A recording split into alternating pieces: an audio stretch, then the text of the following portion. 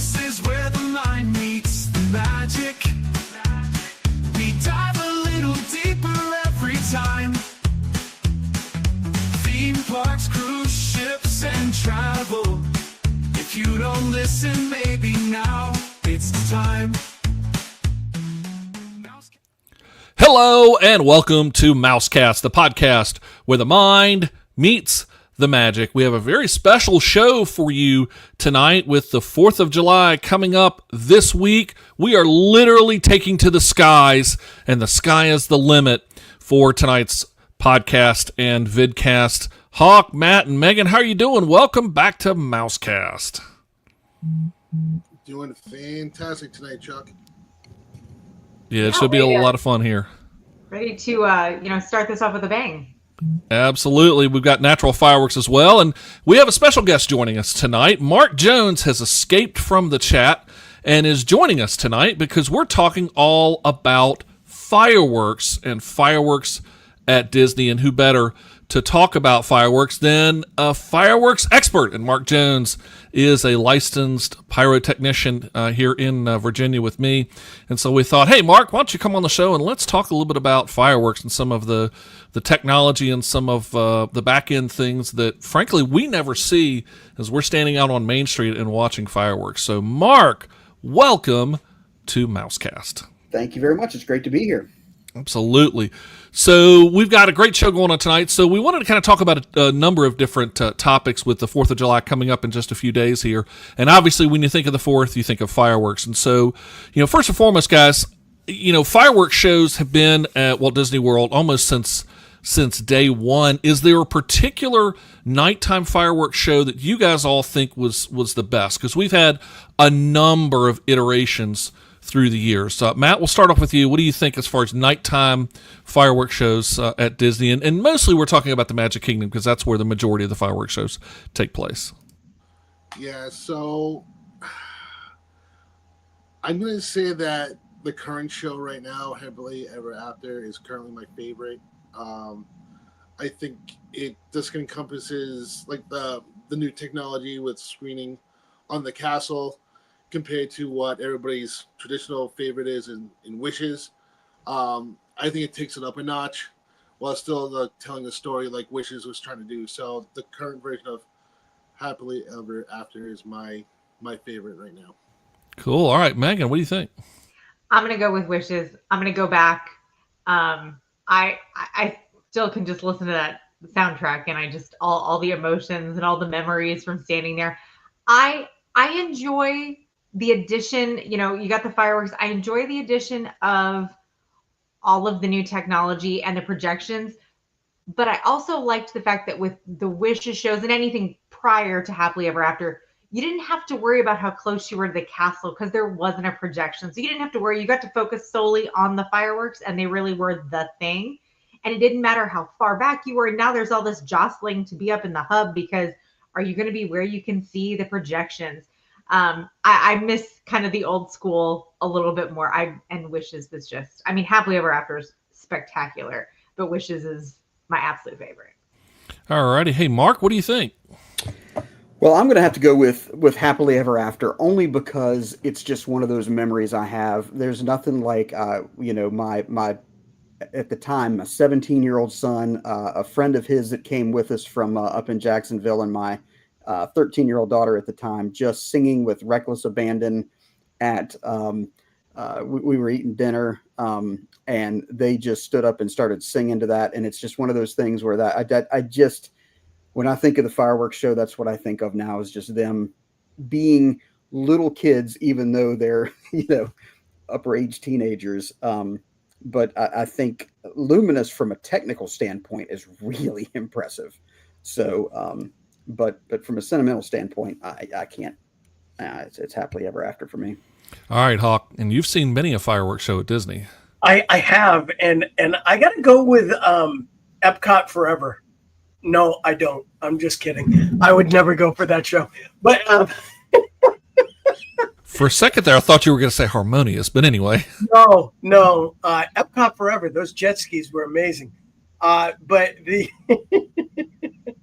So I lighting pyro off of a jet ski. Mark, you'll have to tell us how it happened. But the reality, I'm gonna go with the bulk of everybody else and say happily ever after. I think most of the connections we make at Disney are more of emotional and memory based. Wishes is a connection for a lot of people that will always feel that is the pure Magic Kingdom show and the best one that had ever been. For me, we did see it when my daughter was like 2, but for my daughter growing up to be able to experience and sing along and be part of a memory making package for us, it's definitely happily ever after. And the return of it really was just a nice twist as she's older now to be able to kind of jump right back into something that was a memory that was so special because we no longer have Splash Mountain. Thank you and good night. There you go. Well, I'm actually going to be probably, I guess, now the minority here. I'm actually going with Wishes. And Megan actually brought up a point that I was actually going to make too, that while I enjoy the castle projections, in some ways, and this is not a criticism per se, but it does detract from the fireworks. My eye is drawn to for Happily Ever After, and granted, Happily is an awesome show. And let's see, I believe that's Chris that's here. Says for me, it's Enchantment. I saw it 2 times. I've seen Happily Ever After once, and I loved it, but I need to see it again a few more times for it to grow on me. Chris, we can take care of that. So we'll need to get you back down to see Happily Ever After. Happily is far and away better than Enchantment. Enchantment, unfortunately, was just it was a swing and a miss, and I don't think we need to say anything more about, unfortunately, Enchantment. It wasn't really the fireworks that was the problem with Enchantment. It was the story and everything else like that. But for Wishes, the castle itself became a backdrop for the fireworks to take place, and it became the primary part of the show. It was the primary visual. Now with Happily, I think that in some respects the fireworks and the projections are competing with each other a little bit. And so I know, Matt, you're kind of not agreeing with me there. All right, come on, tell me why.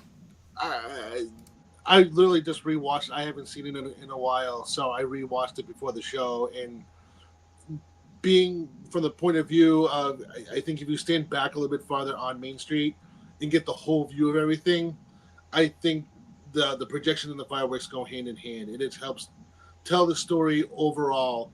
You kind of feel like you get the emotions watching the projections, but at the same time, the fireworks, just the way it's coordinated, is just, to me, I was just like, how do they do it? It's like whenever they get a new show, it's almost like a seamless transaction.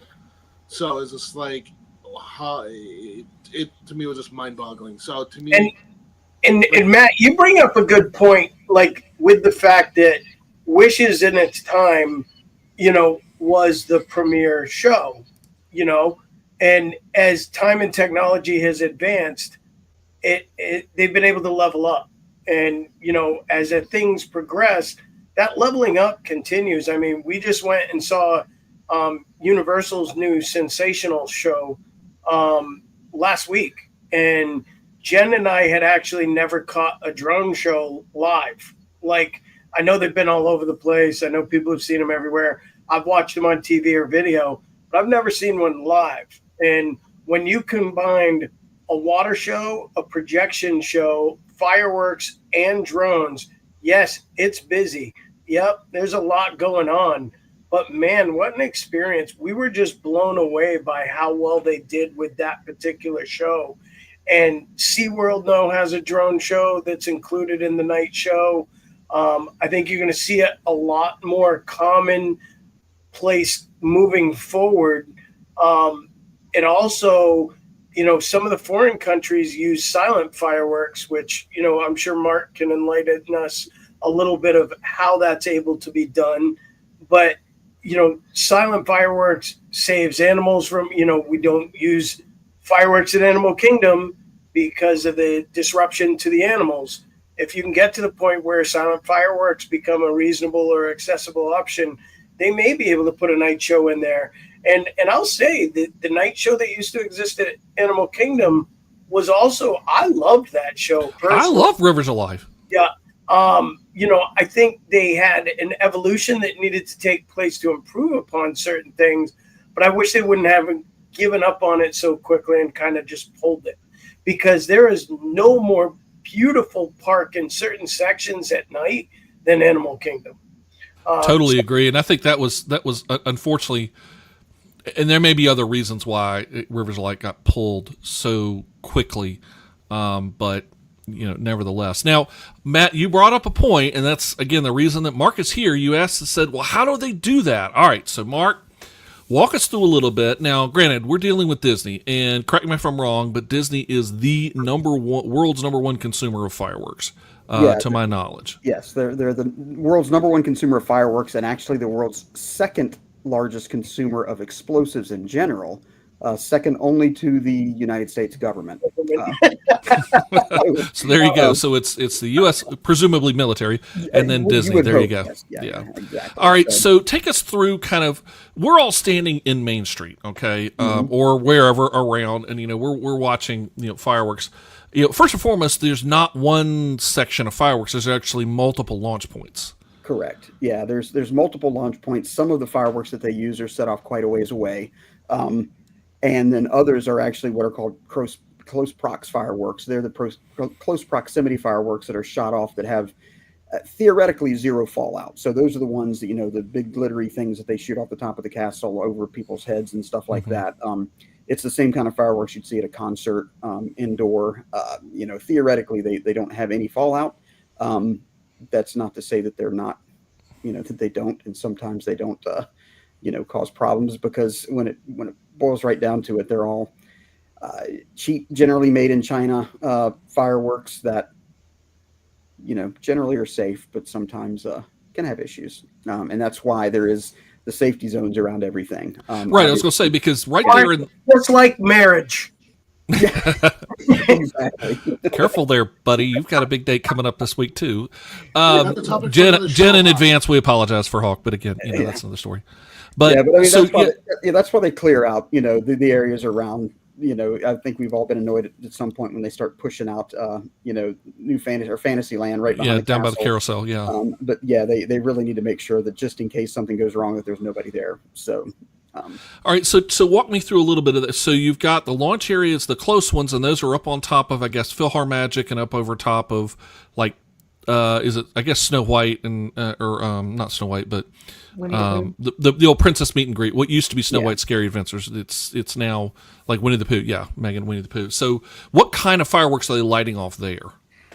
They look just like they're little cardboard tubes that have wires coming out of the bottom of it. They're electronically fired, and when they push the button, or in Disney's case, the time code tells it to, it just completes a circuit that sets off a little explosive charge that sends them up in the air. And I'm talking about a little teeny tiny explosive charge in that case. It just really ignites what's in that little cardboard tube, and they're sort of one-time use. I should have grabbed one, but they're just, little tubes and connected with wires, and they shoot off, and that's pretty much it. There's nothing to them. Nothing really comes out other than the visual effects that you see. So what is this? Yeah, this is a little different. Okay. So this now we're heading out behind behind Big Thunder. Correct. And this is a much smaller shell than what they use. This is a 2.5-inch shell. And this is more of a conventional style firework. And we'll talk about that a little bit. That, at the bottom, if you see right there in the front of the view, there's a ball, essentially, a little cardboard ball with a yellow thing coming out of the top of it. And on the bottom of it's a little bag. And in that bag is black powder. And that's dropped down into that fireworks tube. And in a traditional firework, what happens is that yellow thing that's sticking out of the top is the fuse. You light the fuse, it blows up that explosive charge. Since it's in that confined area, the mortar tube, it launches that shell up in the air. And as it's launched up into the air, it's burning a timed fuse that's inside of the firework that, may be timed for however long it thinks it's going to fly. If it's going to go up a couple 100 feet, it may burn for a second or two. And then when it reaches that altitude, the fuse burns into the center of that. And in the center of that little round ball is another explosive charge surrounded by a bunch of little color balls. And when that blows up, it ignites the color balls, and that's what makes the pretty thing up in the sky. And I say conventional because that's the way that most people do it. Disney has become much more advanced than that, for a variety of different reasons. Number one, it's not very economical, from a standpoint of you have to have black powder to launch every one of them. It creates a lot of fallout, and smoke. So when that's launched, even, they call it smokeless black powder, but it still makes a bunch of smoke. Leaves a bunch of debris behind. And the other thing is those fuses aren't necessarily consistent.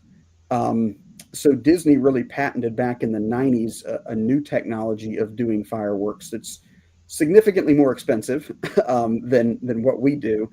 But basically, it uses compressed air to launch the fireworks into the air. So rather than have that black powder that can be, if you measure out a little bit wrong, it'll go higher or lower. They can super accurately control how high they go. And then what's even cooler is the instead of that time fuse burning to set it off up in the air, they actually have a little integrated chip inside of it with an igniter that, some of them are GPS based so that they know the height and the altitude and they go off when they're supposed to. Others are just very precisely timed, so it knows that 2 seconds after it comes out of the tube, it needs to go off. But that allows them to do cool stuff like we've all seen the Mickey ears.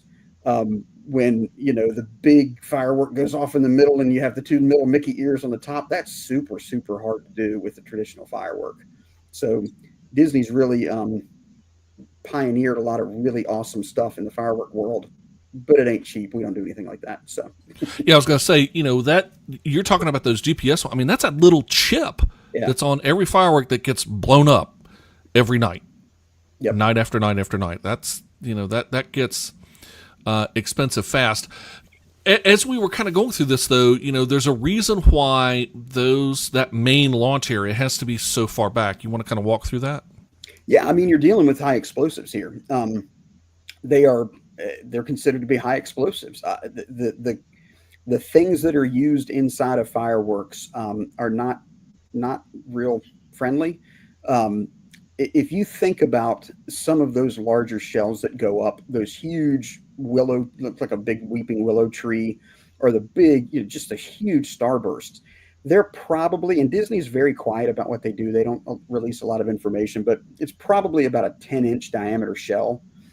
So you think of a 10-inch diameter ball packed with high explosives, and you think about the concussion you feel in your chest when that goes off, and how big of a boom and how far it spreads those sparks into the sky. You don't want to be anywhere near that thing when it goes off, because if you are, it's not good at all. So they do have to provide a safety zone, and it varies by state. But here in Virginia, we generally try to keep at least 100 feet per inch away. So 1,000 feet. Yeah, exactly. So you're talking 1,000 feet minimum away. Almost a quarter of a mile. Exactly. So that's why it's way back there. And if you look at the overhead shots, you can see that it's kind of out in the middle of nowhere where it needs to be. Well, it's funny you say that, because the first time we had gone up to California Grill to have dinner and see the show, it threw me off because it looks like they're blowing up over Space Mountain with the angle you're at. Yep. But you can tell clearly it's nowhere near the castle, and it's nowhere near the actual physical part of the park. So it's way in the back, almost beyond cast member parking out there, where those are popping off from. And it's really pretty impressive. If you ever have the opportunity when you're at Disney, I suggest people do this too. If you're ever curious to how it's actually laid out, take the time to drive past the Contemporary and go out back into where the monorail hub is, where the docks are for the monorail at night. Go out to where that cast member parking is, and get an idea for.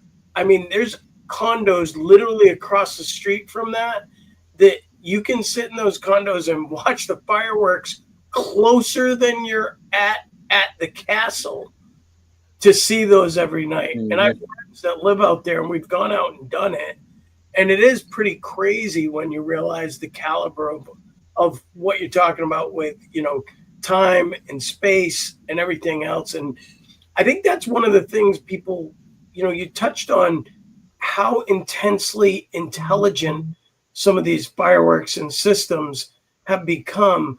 But when you talk about some of the other night shows, that's the same principle with these fountains and, like World of Color at Disneyland, Cinesational at Universal Studios.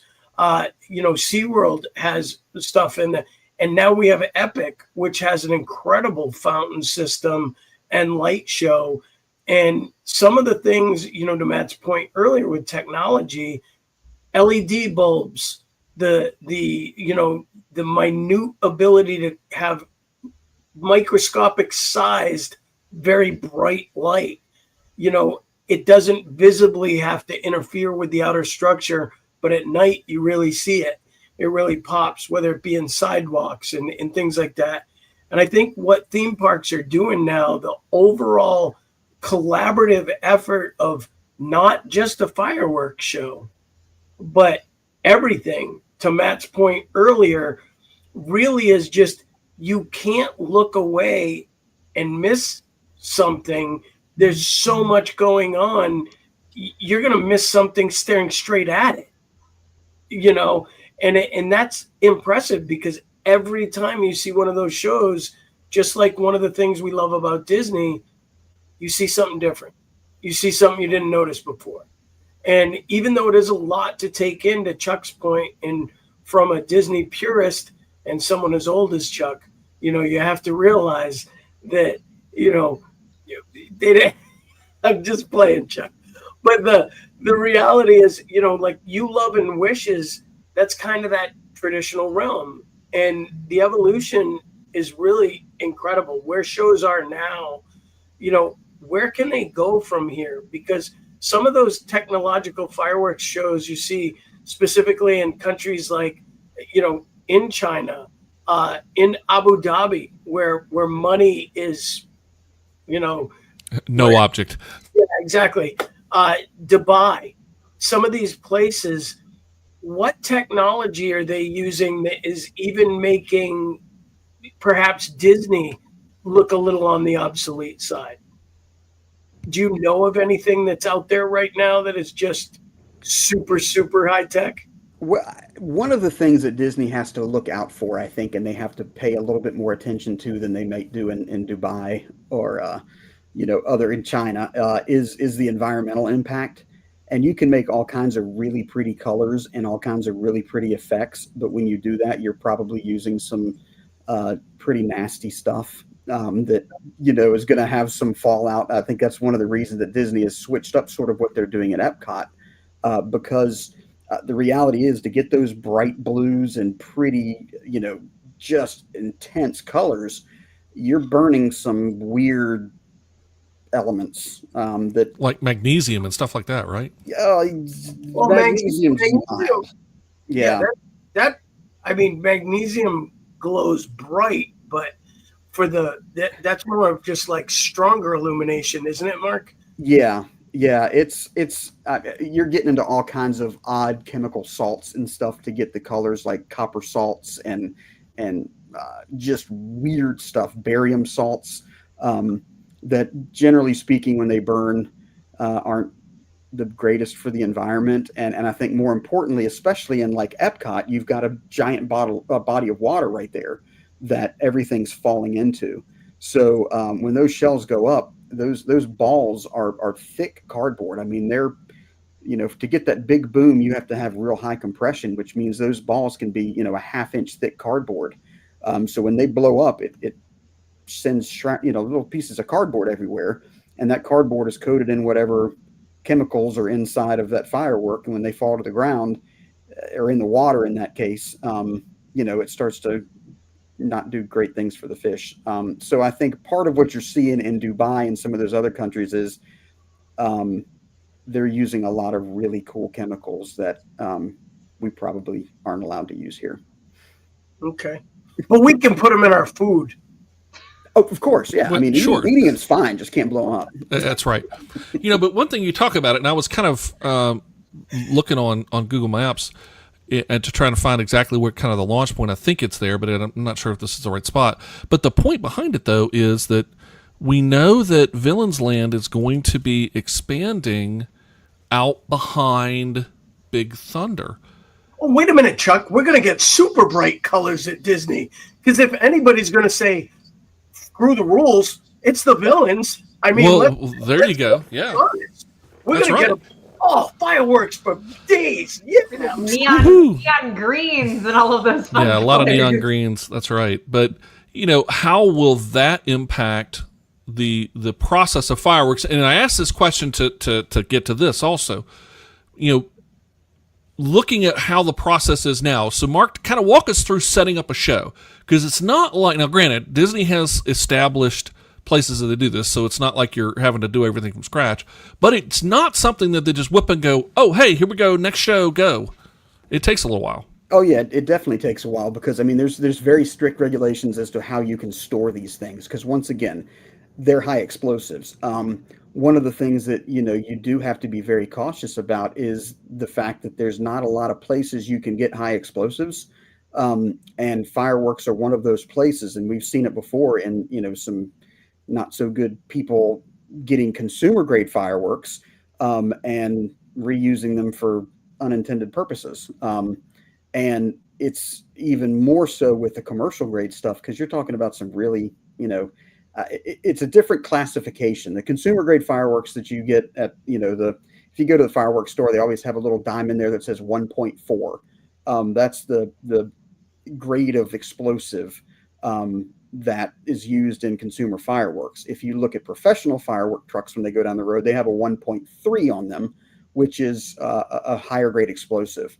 So they have to be super careful in the handling and storage and security of all those fireworks because if they fall into the wrong hands, it can be kind of bad. And they essentially with Disney, what you end up with is you've got all those tubes. And if you pull a picture up and look on Google Maps, you can see the tubes. I mean, they're laid out and they do a good job of one of the things that they have to spend a lot of time on at the beginning is setting those tubes up at the right angle. And it probably takes them, 5, 6, 7 hours to load those shells, make sure they've got the right shells and the right tubes, connect all the wires back to the control system. So Mark, I've got it up right here. I think, is this it right here? So here is, by the way, Big Thunder. Mm-hmm. Sorry, I'm too far zoomed in. Here's Big Thunder. There is Main Street and the hub, and here is Cinderella Castle. So if you draw a line straight back, this should be the launch center right there. Scroll in a little bit more if you can. I think that's... It might be. I'm thinking it's up and to the left just a little bit. That right over here. Area right there. That may be it. Yeah, that's probably because that looks. I was wondering about it because I'm like, okay, wait a minute, we got to have a clearance area, but that looks like that's got clearance area right there. Yeah, so it actually is just technically off center. So it may be that when they're shooting, they're not shooting straight up. They're actually shooting it to the side a little bit to create the. Yeah, and that may be different effects too. The other zone that you zoomed in on there is pretty small. That might be more of the comet effects and the daytime stuff, when they do the stage shows and they shoot off those things. And then you can, over here, down on top of, so somewhere around here, sorry, wrong place. Over here, there you can see that's probably them right there. The fireworks for the close-up stuff. That's probably it right there. That's it, and probably those other boxes too. But those other ones over there. So that Disney has the advantage of a permanent launch site that they can just go to every day. They don't have to tear it down like when we go out and do a fireworks show, we set it up, we load it, we shoot the fireworks show, we take it down, we put it away, we go home. Disney at least has the advantage of while they develop the show, putting all the tubes in place, welding the tubes where they need to be, and loading it daily. But it's still quite a task because you have to make sure that everything's set correctly, and the tubes have to be cleaned and inspected and all that good kind of stuff. So obviously the powder packs on some of these are, designed for various velocities because they're coming out. You have some that are targeting super high elevation, some are low explosion, so how do they set those? Is the firework itself prepped for it? Do you guys have to prep for it on what velocity or what height you want to target? Well, really, the fireworks are designed with, they're manufactured in a way that sets the height that they go off on. Okay. What Disney has the advantage of is that they're not using that explosive charge; they're using compressed gas, so they can basically turn the gas up if they want it to go higher. Okay. So, and then they can also control the chips inside of them. My understanding is most of what Disney does is a time chip. It's only the really, really super critical ones they use a altitude based sensor in, but most of them are timed so that it knows that 2.5 seconds after it leaves the launch tube, it's going to blow up. Sometimes, if they want it to go higher, they could crank the pressure up a little bit and extend that time a little bit, make it 3 seconds instead, so it can go up higher in the air. But yeah, that's where Disney has the advantage on most fireworks, because you can vary tube size and you can vary things like that that'll change the altitude a little bit. For the most part, though, you're getting what you got. So when you go to, I'll use Diagon Alley as an example here for this, because the one thing obviously you brought up is the caution and care and safety standard that has to be set in these areas to ensure safety for the public and for people. In Diagon Alley, there's every time when the pilot lights in the Dragon, you'll notice for about 5 minutes before the water starts to flow across the street, and there is a drip and a mist, and they soak areas. Disney also soaks areas of the parks in preparation of the fireworks shows. Can you speak to why that? I mean, I understand somewhat it's common sense, but can you speak to why those safety precautions are done? And also, what do you do at the launch site? Do you have similar precautions to prepare when launches are taking place? Yeah, I mean, obviously you're dealing with flaming embers, and especially during this time of year when it's dry, it's not uncommon to start little fires around, especially around the launch sites. With a traditional launch, you've got a lot of embers coming out of the tubes as they launch up, because there's that explosion, that burning paper from that little cup that comes out. We typically, if it's a dry day and it's nasty and we think there's, a concern for fire, we will have the fire department come in and wet down the grass surrounding the shoot site, the trees, things like that, just as a precaution, because you obviously, the wetter it is, the less likely it is to catch on fire. And I think at the shoot site, we keep water cans, fire extinguishers available, and we kind of watch out for stuff and put out spot fires as needed, because it definitely happens. The water that they're launching up in Diagon Alley is probably in case the Dragon doesn't light. If the flame effect that they uses probably an isobutane, which is a combination of basically rubbing alcohol and butane to make the fireball. And if that didn't light and it falls down to the ground, it's water soluble. So the water on the ground, the water around will help that become, inflammable or not flammable. So yeah, inflammable is one of those words that doesn't make any sense. But anyway, so yeah, I mean, it's just water's, fireworks cause fires, and the water helps to keep the fires from happening.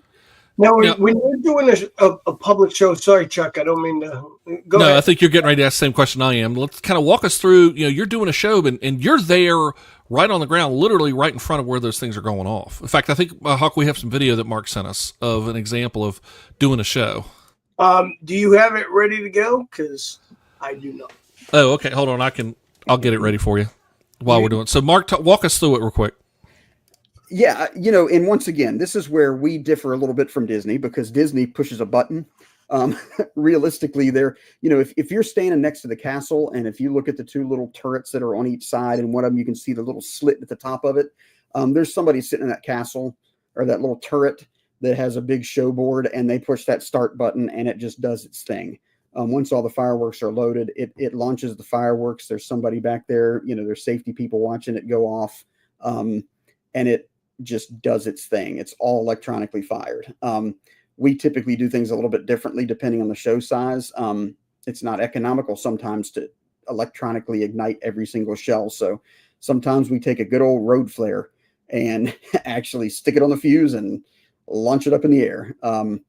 It's definitely a little bit hectic around there, and it's crazy. We do wear full turnout gear, like a firefighter, firefighter turnout gear with helmets and goggles and everything, just like a firefighter, because we've definitely had ground explosions before. It happens. Once again, you're dealing with Chinese product that is of questionable quality sometimes. We just take every precaution that we can to keep ourselves safe, and protect ourselves. And then, we work as a team to make sure that we remain safe. One of the cardinal rules of fireworks is never put anything over the tube that you aren't willing to lose. If you stick your hand over the tube, you're willing to lose your hand because it could happen. Now, you do events in Virginia where it's illegal to purchase your own fireworks. Correct. As a licensed professional, you obviously have the okay to be able to do that. Is there a requirement in Virginia, for example? Does a representative of the local fire department have to be there? Do you have to have fire marshal approval? Like, how does that work from that aspect? Yeah, absolutely. We have, and it depends on the locality. They're all a little bit different, but usually localities have a permitting process that we go through to, we have to submit drawings of where we're going to launch it and the safety zones around what we're going to do. And then generally speaking, this is a finale at Virginia Tech on the drill field, and this is electronically fired. So you can kind of see from the ground. And this is what Disney's done, is eliminated that smoke. All that smoke that you see is from the shots that are propelling it up into the air. And actually there's a little bit here. I wanted to see if I can go back and catch it. Right there. Do you see that little black that's coming down? That's shrapnel that Mark was talking about right there. Yep. So, yeah, absolutely. And in this case, because we were on state property, there were multiple state fire marshals there that inspect every step of the process. They look over when we're setting things up, what we're doing, make sure that we're doing it safely. They inspect the tubes before we, put the fireworks into it. They stick around afterwards. We have to, patrol the area and make sure that there's no shells that unexploded shells that came back down to earth, because hitting that with a lawnmower, the next week would suck. So here's a question too. Mm-hmm. What made you get into getting your license to be able to do this? What made you say, I could maybe lose a hand and let's do this? Yeah, Mark, why did you want to blow stuff up? Look, I think everyone secretly likes to blow stuff up. The difference is that I do it legally and I get paid for it. So, it's just fun. No, I've always liked fireworks. Growing up as a kid, back when they were legal in Virginia, we'd have all kinds of great fireworks shows. And having the ability to do it legally and once again get paid to do it is really cool. But I think also it does add an element of safety to it, that we know what we're doing. We are extraordinarily careful, in everything. I seriously treat all those tubes like they're live all the time. And well, be honest, in high school, how many M80s does it take to blow up a toilet? Be honest. I know you figured it out. I mean, one good one, a real M80, one will take care of it. Yeah. Okay. Because I know there was a time, Mark. We don't have to admit it publicly. Exactly. There was a time where there was a questionable transgression involving a firework. There had to be. You don't. And I have just been handed this note. Mousekast does not condone nor endorse any such activity that would involve the destruction of property, either public or private. Thank you, and we'll continue to do the messages for Hawk if not, courtesy of our lawyers again. And I just want to clarify Mark's comment that everybody at some point wants to blow things up. Men, boys, the male species. There are plenty of women, absolutely, but it's not all of us. Well, We yeah. don't have this I'm tension. gonna bet, Megan. I am gonna bet money. I will put money on it that there has been a moment in your life that you would love to have dropped this stick of dynamite into something and just said, "Boom, you gone." No. I have other ways that I've considered doing things. Blowing things up has never been on my list. Never been on my list. Mm. You may be the only person I've ever met that can honestly say that. You should come out to a fireworks show. It'll change you. It'll definitely. Yeah, Disney fireworks are about the only fireworks that, like, I've seen the ones in DC, St. Louis when I was growing up, did some really great fireworks shows. But man, after seeing some Disney shows in person, it's hard to go back to. I think yeah. And Mark, you may be able to touch on this too. And I think one of the really cool things, like I grew up in the Boston area, and 4th of July every year with the Boston Pops on the water and setting the fireworks to the music. It's an incredible experience. And I think one of the things that is incredibly cool that so many big shows do is that synchronization to music and setting stuff off. And that's one of the things that makes Disney so magical with the way it does things, because it will pipe in its shows to all the resorts within visual shot of that given show. We've watched the Epcot fireworks from Topolino's Terrace and been out on the deck and listened to the show, and you don't even get to see all of it because it's blocked by part of the hotel. But the upper parts, when the fireworks are coming up above the tree line, you do catch it. And it's a very unique experience. Speak to the difficulty of setting those programs to music. I mean, it's obviously easier now than it's ever been with like the gas fed tubes and everything else. But that's been happening for decades in places like Boston. That's happening. Yeah. How difficult is it from an old school set to try to do a fireworks show to music? In the past, it was very difficult. You just had to know your product, and you had to work with the manufacturer to say, okay, I know this firework is going to, when I hit the fire button, this firework is going to take, 2 seconds to go from the launch tube to the air and then go boom. And then you had to back it up 2 seconds and then write a script. They used to have what was called a pin board, and it was basically a board with numbers 1 through 500 on it. And you would have a little stick in your hand, and at the right time, you would hit number 1, and you hit number 2, and you would hit number 3, and that would launch each firework individually. So back in the old days, you had a script that you went by, that you really went, okay, I got to start the music, and I hit 1, and then I hit 2, and then I hit 3. You had to kind of have the cadence and everything. Now they've got programs that do it for you. Yeah. You can type in what you want. You put the music at the bottom.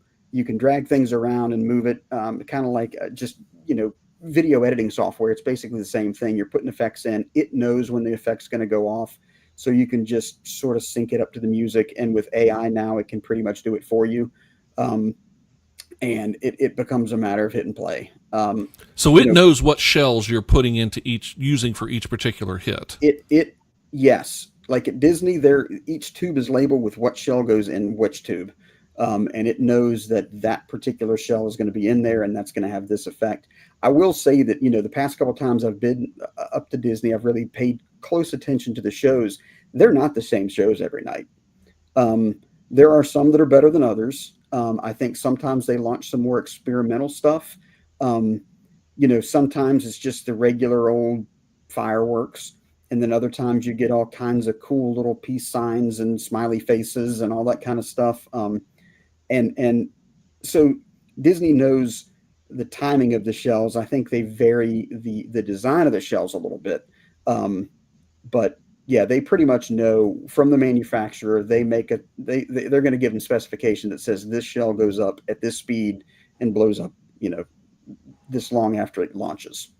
So Now, weather also comes into a play here, and we have been to Disney at times where it's either been windy or it's been rainy or both, and the shows have either happened and sometimes occasionally they're not. Do you have a feel of kind of what that threshold is that would make either your shows or a Disney producer go, yeah, we're beyond our safety thresholds here? Yeah, I won't shoot anything over 15 or so miles an hour wind. It's just too dangerous. It carries the shells. You can launch a shell up in the air, but it's going to drift. And that really can put stuff outside of your safety zone. Water, once the shells are loaded, one of the things that they do is they cover it with we use aluminum foil or plastic to cover the top of it, and just makes it waterproof. The shells are usually individually wrapped in plastic as well. So the water isn't as big of a concern. But that being said, if it is an absolute deluge, you don't want to launch fireworks in that. So you kind of have to play it by ear. But wind to me is the biggest thing. 20 miles an hour is the technical legal limit. But I usually cut it a little bit earlier than that. even with all the technology and making everything easier, going back to like the timing and the music and all the syncing up, we touched on Enchantment a little bit earlier, and that was a very short-lived show. As someone who knows the behind the scenes, when you see a show like that, I mean, that still takes a lot of work to put together in the first place. When you see something like that pulled and just gotten rid of, is there a part of you? I used to work in college athletics, and there's still things that, like, when I'm watching live sports, something will happen, I go, oh, and it's just because I know what's happening on the back end of that. Yeah. And the words free baseball pain me more than just anything else. I hate those words. Yep. Because of all those people who have to keep working. So as a professional, you see something like that pulled. Are there things on the back end that go through your mind of like how awful that has to be for the people who worked on that? I mean, there are thousands and thousands and thousands of hours that go into that. I mean, you can build the program all you want on the computer and watch it and see it played out in the little, on your screen and think, oh, that looks awesome. But the reality is you still have to go out and put it in the tubes and tweak it and make it right. And that's why they do especially if you live near Disney, you get the, every now and again, you'll get a notification saying we'll be testing such and such fireworks tonight at 3 a.m. or something ridiculous. Because they have to try it out before they actually do it and tweak the show and everything else. So yeah, to me, I mean, the physical set, just the tacos alone in World Showcase, like I can't imagine how much that costs to build those ugly things and put them in the water and then take them back out and just throw them away, which I'm glad they did, by the way. That's just my personal opinion. That was the most hideous thing they ever did. But yeah, I can't imagine the feeling of knowing that that's your baby. That's what you worked on for years, more than likely. And then it sucks and nobody likes it and they pull it. Yeah, Mark, you touched on one thing, talking about Epcot and from Illuminations to Harmonious to now Luminous, that there's another piece to all of this that we haven't really kind of gotten into yet, and that's the flame effects. You don't really see them in Magic Kingdom and all, but over in Epcot, over in Hollywood Studios, they use flame effects a lot. Mm-hmm. Talk a little bit about, because that kind of carries a different safety configuration. Yeah, the flame pots themselves are relatively self-contained nowadays. They used to use, and one of the best ones that I can think of, and still one of the best flame effects I've ever seen, is in the old Star Wars show on at the Chinese Theater when they were doing that in Hollywood Studios, and when I think it was when the Death Star blew up, they did that gigantic fireball that just melted everybody's face. That was kind of like, I think that was probably done with a diesel fuel kind of mixture, because it left that black mushroom cloud when it went off. You could actually see that mushroom cloud of smoke going up in the air when it died down. Most of the stuff that they do now is probably the isobutane, which is like that mixture of rubbing alcohol and butane gas, and that gives that really bright flame. But it's also relatively safe in that it's not, it's flammable in a mist form, but if you pour it down on the ground and throw a match in it, it probably isn't going to explode. So it's a little bit safer. They use a pretty high volume of it. I mean, it's just cool. I love the feeling of a flame effect when it just blasts you in the face from a couple 100 feet away and you realize how hot that actually is. On the Mummy ride. I love that. Oh, yeah. Mummy ride on Universal. Yeah. I don't love it when it's 96 degrees outside. Yeah. But Yeah, I know. I love that ride. Yeah, but I can remember again, going back to Illuminations, and they would do the burn, and it, that item in the middle of the pedal there. I mean, that's 200-300 feet at least, probably more. Yeah. And you felt it like it was a fireplace right in front of you. Yep. And that was probably propane. And some of the bigger effects are still propane, because you can use a giant accumulator tank. It's funny because I did the Brantley Gilbert concert not too long ago. So I do indoor fireworks as well. And one of the things that was at Brantley Gilbert is, they ordered, as the tour comes in, they ordered 10 gas cylinders like you would use on your, grill out in your deck.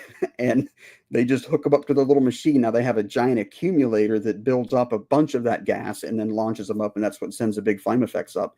But it's a lot of those are nothing but the same propane that you buy out of the little machine up in front of, Sam's Club. So this has been a neat thing to talk about with the fireworks and everything else. But I also want to touch base a little bit on the main event at night at one of the theme parks draws the bulk of the population of the people there.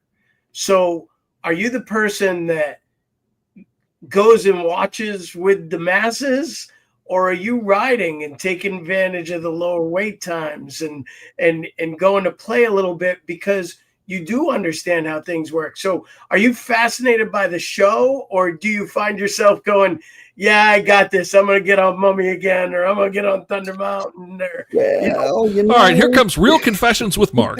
Exactly.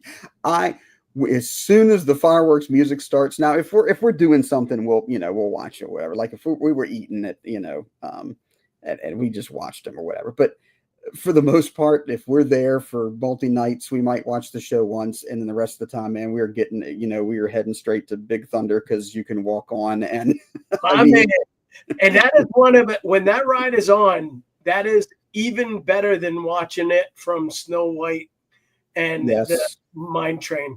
I will tell you that is one of the best rides. It's about a 3-minute coaster ride. You get some great shots of it over. Don't know what those shots are going to look like now because we're going to be over construction zones and cranes for the next few years.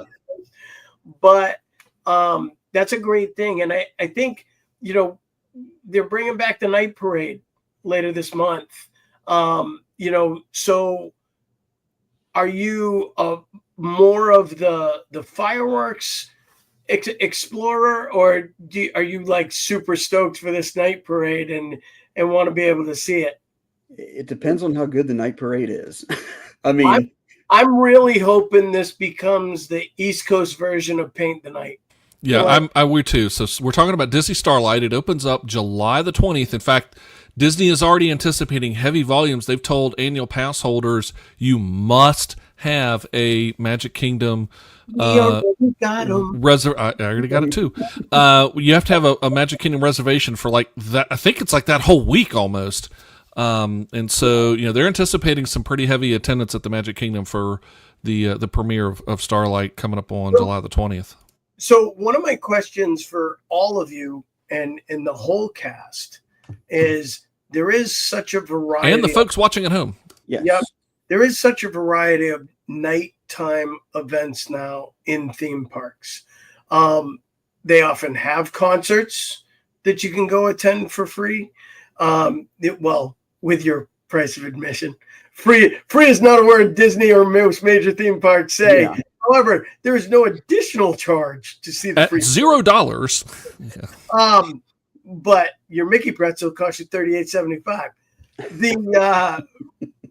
But with the concerts, with the fountain shows that are available, with the parades, with the fireworks shows, what is each of your favorite experience at nighttime for the main event of the evening for you? Me is getting back to the hotel room and passing out and sleeping through all of it because I'm exhausted. But Wait a minute. I thought I was the old one here, Hawk. yeah, exactly. But realistically, if you had those open options for your main night event, what is the perfect night for Chuck Lineberger? Well, so some of this is going to be predicated on just what Starlight's going to be like, because I will tell you what, I loved the nighttime parades, be it Spectro Magic, Long Live Spectro. The Main Street Electrical Parade, which of course is, that Baroque Hoedown is embedded in our brains. If you're a Disney fan, Baroque Hoedown 7 Ways to Sunday. And everybody here is hearing it now, aren't you? As I'm sitting there saying it, you're hearing it. So, having that nighttime parade is just truly magical, combined with, the fireworks on top of that. That's quintessential Disney for me, is the parade. Again, if they do 2 of them, do the second one, and then again watching the fireworks, and again watch the fireworks from multiple locations, not just Main Street. There's so many great ways to enjoy the fireworks, and it's not just Main Street. So real quick, you just made me think of something before we move on to hear everyone else's answer on that. I don't know if you all caught on to this, but the new parade is going in reverse route to help with the exiting of Magic Kingdom Park, which I think is an absolutely excellent idea. So they will be starting the parade down by the fire station and ending in Frontierland, which will help increase the ability for guests to get out of the park effectively while other people are still waiting, rather than everyone collectively hitting the exit at the same time. And I just want to give kudos to Disney for only taking 50 years to realize that was a smart idea. It is a brilliant idea. For some reason, and I could be wrong, I want to say that that's what they do at Tokyo Disneyland, but I may be completely wrong. As you were talking about that, something in the back of my mind sparked and said, "Oh, wait a minute! I remember seeing that at Tokyo Disneyland." I could be wrong though. You have some night show going on behind you tonight. I'm gonna have to get a drone behind you. Drifting through the background. Oh, there's a balloon back here that's kind of getting caught by the fan, but He's got his own golden night show going on back. Well, there. And if you do see every once in a while some flashes going on, we do have natural fireworks that are taking place around here too. The balloon. I was like, Chuck's trying to do one of those. Can you spot 5 differences in my background this evening? So I was trying to get the drones going, but I couldn't get them to do the low altitude thing. I'll work that for another show. Matt, we'll go to you. What's your take on the main event at night? What is the big one for you and your family? So I think it's actually more seasonal, and it's the Boo to You parade, and then going into like the stage show in front of the castle with like the Sanderson sisters and stuff like that. I love that one. We brought our last trip. We thought my daughter would love it because she loves watching Hocus Pocus, and she wanted nothing to do with the show. She just wanted to go and ride rides like everybody else, and low weight stuff like that. I was just like, all right, well, I'm teaching her right. When it's busy, go ride the rides and stuff like that. But it's just something completely different. You get to see different characters. It's a different feel, different atmosphere. So it's definitely the Boo to You parade. And then watching that stage show, it's not all cheery and happy. It's a little more that dark side of Disney. It's different. And now Baroque Hoedown has been replaced by Boo to You in my head. Thank you. You're welcome. Well, Mark, just to help you out, what is your selection in this room? And maybe you get a trifecta of variety here.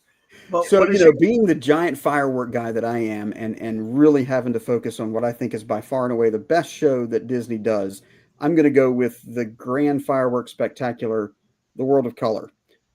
Has not a firework in it, but I think by far it is the best Disney nighttime show that I've ever seen. I did see the Halloween version. I mean, the Christmas version of it. So I think that was incredible. But yeah, to me, there's just something about those fountains and the projections and the lights and just everything. It's just awesome. And you bring that up. I often wonder. We're going to go back to Animal Kingdom for a second, and the Rivers of Light. I was really thinking that's what you do there at Animal Kingdom. You've got that big pond area in front of Expedition Everest, perfect for doing doing some sort of World of Color like show. But I guess just didn't happen. Well, there would have been one problem with that though, Chuck, and that's something that they've I don't want to say addressed or talked about, but the success of the cavalcade boats throughout the day would have to stop. You wouldn't be able to run those in and out of the area based on the way you'd have to lay out the fountains. So you wouldn't be able to put boats out there anymore. So I think that is an area of concern for them, because one of the great aspects of the Animal Kingdom Park is those boat cavalcades that go around during the day, doing music, bringing characters, and performing. And I think if you're a Animal Kingdom purist, it's our Jen and I's favorite park for the most part. Hollywood Studios is right there too, but Animal Kingdom is right there and kind of stolen our heart after the last couple of years. And that's just a joyous experience there that would be taken away. And the crowds clear out of that park early because it is so hot. So it's hard for them to keep people there for the night show too, which I do understand. But man, if they stayed open until 9 or 10 o'clock, I would go back there and spend many an evening. All day long, because the Tree of Life at night is so gorgeous. Pandora is, frankly, if you're going to Pandora, go at night. Don't bother the day. Go at night. By the way, quick note from Caleb says, hey, Mark, just remember World of Color is 15 years old this year. Frankly, I'm having a hard time believing that, because I remember when it premiered, and it's 15 years old already. Wow. Yeah, That's hard to believe. We had the opportunity to stay in a theme park view room over at DCA when it was Paradise Pier. Before, back when it was the resort, before they changed it all up. And we stayed there. And I will say, watching that show from our room, having the sound piped in and being able to open the windows and look out was one of the coolest experiences and memories I have at Disney. And that show, kudos to you in choosing that one, because that is one of the most spectacular shows I have seen. Megan, what about you? What's your night beat all best of? I'm gonna say you're gonna go with Paint the Night or Wishes, but I am actually gonna join Mark on this one. World of Color is like my favorite. Now, Paint the Night's gonna be my number 2. I love Paint the Night. It is. I'm so excited to see it later this month. But World of Color, it's spectacular. Although in the original version, I'm not really sure why we had to watch Mufasa's death and why we think that's part of a solid nighttime spectacular, but sure, whatever. I love it. I need a good cry at the end of my day at DCA.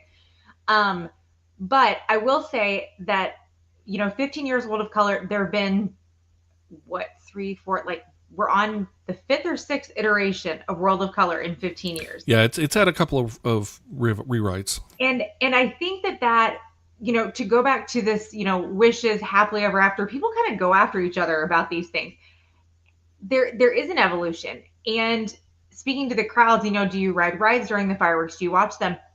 Disney needs the bulk of people to watch those shows. You have to refresh your nighttime shows in order to continue drawing those crowds, drawing that interest, and keeping the lines, because there are the people who want to take advantage of the short lines, and Disney wants people in front of the castle, and they want people watching World of Color or the parades and whatnot. So, and I think World of Color has done a really nice job. I'm very excited. I've seen the original twice, and later this month, I'll get to see the new one, Happiness, which is, Inside Out is my favorite Pixar series. So I'm super excited about this new iteration. I can't wait to see it. And I think they've done a good job of keeping it fresh. Is it frustrating when you fall in love with a version of it and it changes? Absolutely. I mean, obviously, Disney World changed the fireworks, the world ended, and then they went back. But it does make me wonder how much longer we might actually have Happily Ever After, because they're not going to keep it forever. It's just that's not the way. The technology is going to change. They're going to want something new. And so we will eventually probably see happily ever after. They're probably working on it now. To Mark's point of working years on something, they're probably back there trying to figure out, okay, what's next? We're going to need something new. And that's the great thing about the nighttime shows, is that they are ever changing. They'll continue to be a draw for Disneyland, Disney World, and all the parks. Epcot changes theirs every couple of years because all of them are flopping all over the place. You know, and we'll see what they keep giving us. But I love the nighttime shows, and I love getting to see the different versions of it, even with like something like Fantasmic, which itself has not changed much, but there's a very different version at Disneyland and Disney World, and going to both of them is a really cool experience to compare those. More comfortable to sit at Disney World. Yes. Oh yes. Yeah, as opposed to standing, but there is something to be said there. The pirate about, ship at Disneyland is so cool. That's just where I was getting ready to go. So yeah, pirate ship. So for me, I would say I'm in agreement with both of you as well. World of Color is the one that really just blew my mind. For nostalgia purposes, I'd have to go back to the Electric Light Parade when it was at Disney World, though. Even though it's not a nighttime show, it still is the nighttime focus for that 20 minutes when it goes on. And I think that's why I myself am so excited for this new one, because I really hope it kind of brings Paint the Night and that retro feel of the Electrical Parade and meshes them. And that's kind of what they're saying it's going to do. And if it really pulls that off, that will perhaps be the best night parade that Disney has had to date. So I know Matt was thinking about something else he wanted to share. So go ahead, Matt. Yeah, just really quick. So we talked about watching like the fireworks and the shows from the front of the castle, but where's another spot like in Magic Kingdom where you guys like to catch the show? We'll start with Chuck. This, like, is there a ride? A different area? Actually, it's interesting because if you are over in Fantasyland and you're actually over on the appropriate side of the boundary area, it's kind of weird because the way you're lined up, the fireworks actually go off over the Haunted Mansion. And it's actually kind of cool to see fireworks up sort of over. It's not exactly over the Haunted Mansion. It's a little bit to the left, but it's still really kind of cool. It just creates a different effect. And then I'll throw in the other is at, Tomorrowland, if you see it, well, maybe not. Now that they've torn some of the stuff down from the Astro Orbiter, it might not be as cool. But it used to be really cool with the Astro Orbiter, and you would see the fireworks over top of and around the Astro. Yeah, but do they still have the same artistic stuff at the top? If it's there, then that's another cool effect. What about you, Mark? Well, first I'm going to go back and revise my answer to the last one, and I'm going to say the Candlelight Processional at Disneyland, not Disney World, but that's my favorite nighttime show that I've ever seen, hands down by far. But to the new question, I'm very afraid that it may not be here for long. It's that lower level walkway down by the Rivers of America, that especially that kind of abandoned section that goes over. You know what I'm talking about? That's exactly where I was talking about. It's that exact spot. To me, that's that spot where you see it over the Haunted Mansion. There's very rarely anybody around you. You do get an interesting perspective as to where the fireworks are in comparison to the castle, because the castle's way over here and you're here and you're seeing them back over there. But yeah, to me and I really hope that it isn't gone next time I go.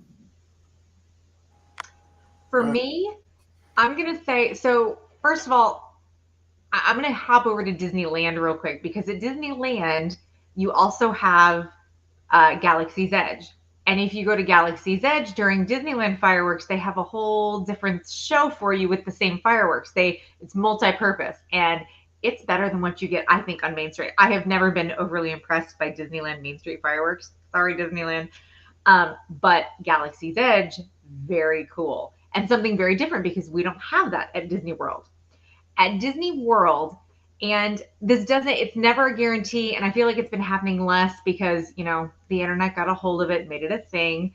But if you are watching from behind the castle, again, outside the safety zone, occasionally you'll run into some princesses as they're making their way back and forth between Fairy Tale Hall and things after the fireworks. So it actually has nothing to do with watching the fireworks, but rather the chance that you might encounter Cinderella in the middle of the street. And again, we don't get wandering characters very often at Disney World. So that opportunity to get a picture with a princess outside of Fairy Tale Hall in that stage setting, that's always worth it for me.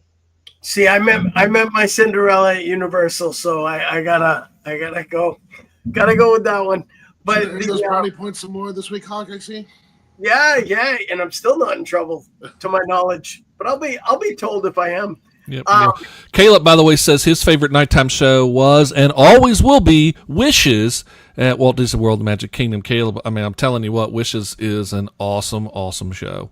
And going back to the safety thing and the fact that Disneyland fireworks are not nearly as good, they don't have the safety zone. Instead of setting 10-inch shells off there, they're probably setting 2 or 2.5 or 3-inch shells off because they just don't have the zone around it. So that's why they're not nearly as exciting. That's funny you say that. That's an interesting take, but it makes a lot of sense.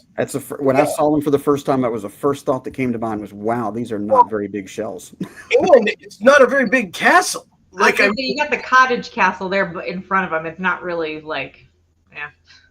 All I gotta say is, okay. The negative emails go to Megan at for all you Disneyland fans. There you go. I'm just gonna say right now, for someone who lives in Orlando, size matters. California. That's all I'm saying. We got it covered here.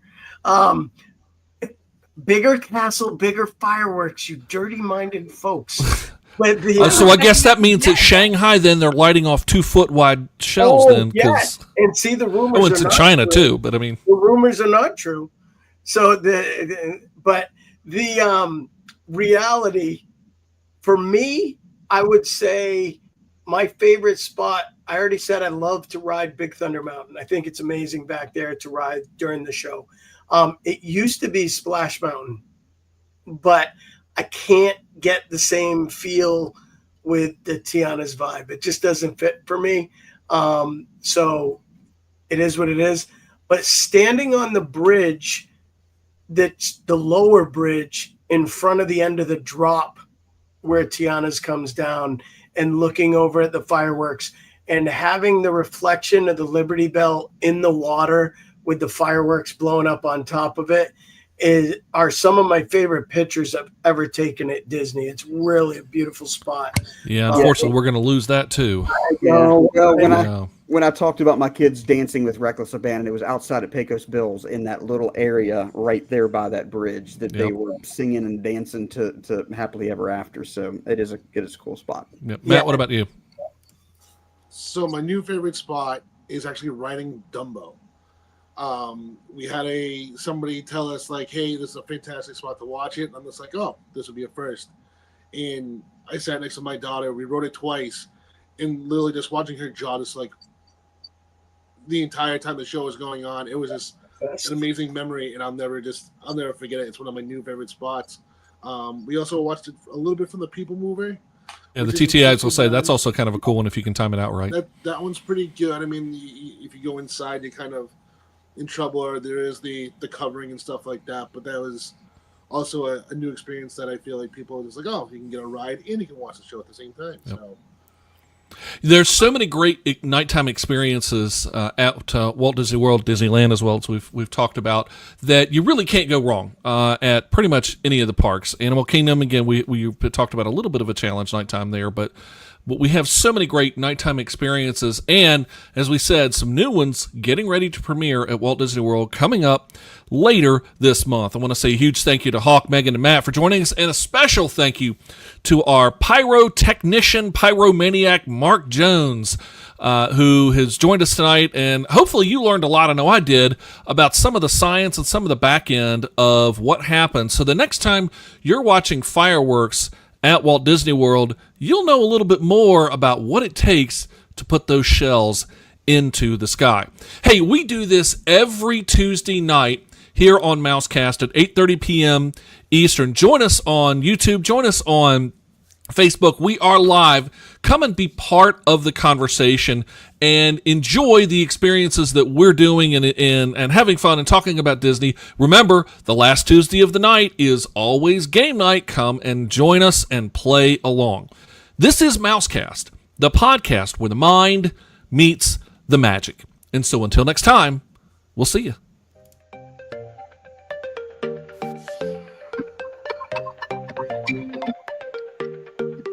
Thank you for listening to Mousekast. We appreciate the time you share with us. And tonight was a very fun show, and joining us is a must. This is where the mind meets the magic. We dive a little